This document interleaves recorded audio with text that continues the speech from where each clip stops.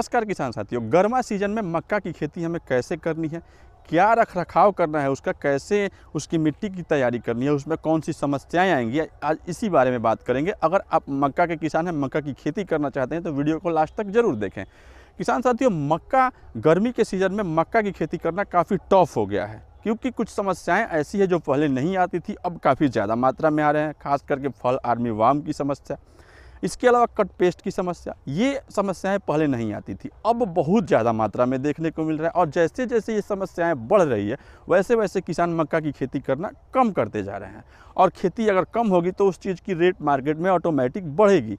और अभी के डेट में इतनी ज़्यादा पोल्ट्री फार्म खुल रहे हैं, इतनी ज़्यादा मात्रा में फीडिंग की दानों की आवश्यकता पड़ रही है, और सबसे ज़्यादा लगभग 45 से 50% मक्का अगर सेल होता है, अब उसकी परसेंटेज बढ़ गई होगी, तो वो फीडिंग में ही, खास करके मुर्गियों की फीडिंग में उसके दाने जो बनते हैं वो मक्का से ही तैयार होता है, और उसी में सबसे ज़्यादा मक्का हमारा खर्च भी होता है। इसलिए मक्का की खेती आजकल किसान के लिए काफ़ी अहम भी हो गई है कि उससे वो बढ़िया पैसा भी कमा ले रहे हैं।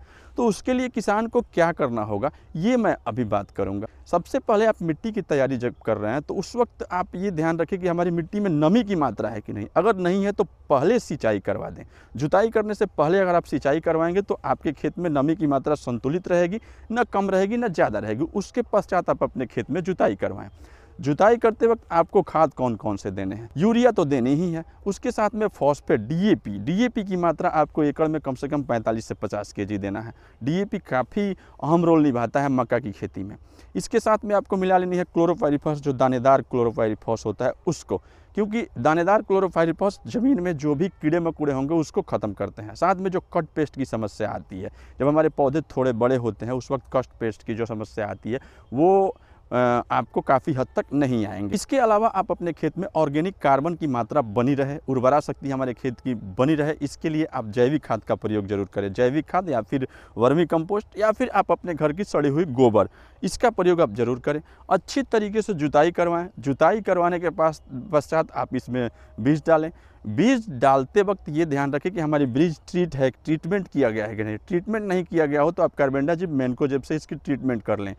उसका मतलब ये होता है कि आप उसका घोल तैयार करें, उसमें आप अपने बीज को अच्छे तरीके से धो लें, या फिर आप अपने बीज के ऊपर कार्बेंडाजिम मैनकोजेब को छींट करके उस पर थोड़ी सी पानी मार के उसको अच्छे तरीके से मिला लें। मतलब हर बीज में कार्बेंडाजिम मैनकोजेब का मिश्रण लग जाना चाहिए। आपका बीज ट्रीट हो गया, उसके पश्चात आप अपने खेत में इसको लगवाएं। खेत में लगवाने के लिए आप आजकल मशीन भी है जो ट्रैक्टर के माध्यम से चल रहा है, उससे भी लगवा सकते हैं। गांव देहात में अभी भी हल द्वारा इसकी बिजाई की जाती है, वो सबसे बेस्ट तकनीक है। जो भी तकनीक हो आप उस तकनीक से आप मक्का की बिजाई करें। जर्मिनेट जब 3-4 पत्तों का मक्का हो जाए उस वक्त इसमें कट पेस्ट की समस्या आती है, जड़ से काट देने वाले कीड़े लगते हैं।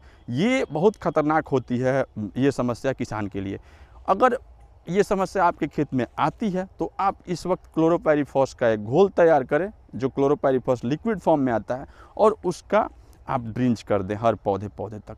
ये अगर आपको टफ लगे तो आप क्लोरोपाइरीफॉस को बालू में मिलाएं, उसको छींट दें पूरे खेत में, और उसके पश्चात आप सिंचाई कर दें। सारे कीड़े मर जाएंगे, आपके खेत में ये समस्या नहीं आएगी। अब अगली समस्या, सबसे मेन समस्या जो आती है वो आती है फॉल आर्मी वर्म की। फॉल आर्मी वर्म हमारे खेत में इतने बुरे तरीके से खेत को बर्बाद कर देते हैं कि हम उसमें से थोड़ा भी पैदावार हम अपने घर तक नहीं ले जा सकते। तो जब भी आपको दिखे, या फिर आप फॉल आर्मी वर्म आने का इंतज़ार ही मत कीजिए। आपका पौधा जब मुश्किल से 1 फीट का हो गया हो तो आप पहला स्प्रे कोराजन का कर दें। उसके पश्चात आप निरंतर 15 दिन पे एक स्प्रे कोराजन का करते रहें, या फिर कोराजन और इमामेक्टिन बेंजोएट बदल के भी आप स्प्रे कर सकते हैं। आपके खेत में फॉल आर्मी वर्म की समस्या नहीं आएगी और आपका पैदावार एकदम 1 नंबर का होगा। आप इसमें 20-20-20 का भी कंटिन्यू स्प्रे करते रहें। जब भी सिंचाई करें तो उस वक्त यूरिया ज़रूर दें। यूरिया आप प्रथम सिंचाई के वक्त एकड़ में कम से कम 30 से 35 केजी यूरिया छींटा मार करके और उसमें सिंचाई कर दें। जब भी आपको दिखे कि इसकी पत्तियां लाल हो रही है तो समझ जाएं कि इसमें डीएपी की कमी है, फॉस्फेट की कमी है, तो सिंचाई से पहले आप डीएपी दे करके इसकी सिंचाई कर दें। आपका फसल बहुत बेहतरीन होगा, बहुत अच्छा होगा। सिर्फ आप 20-20-20 एनपीके जो 20-20 घुलनशील फॉर्म में आता है, और आपको ध्यान रखना है कोराजन का, कोराजन या फिर इमामेक्टिन बेंजोएट जब फॉल आर्मी वर्म आए या फिर नहीं भी आए तो आप इन दोनों का स्प्रे करते रहें।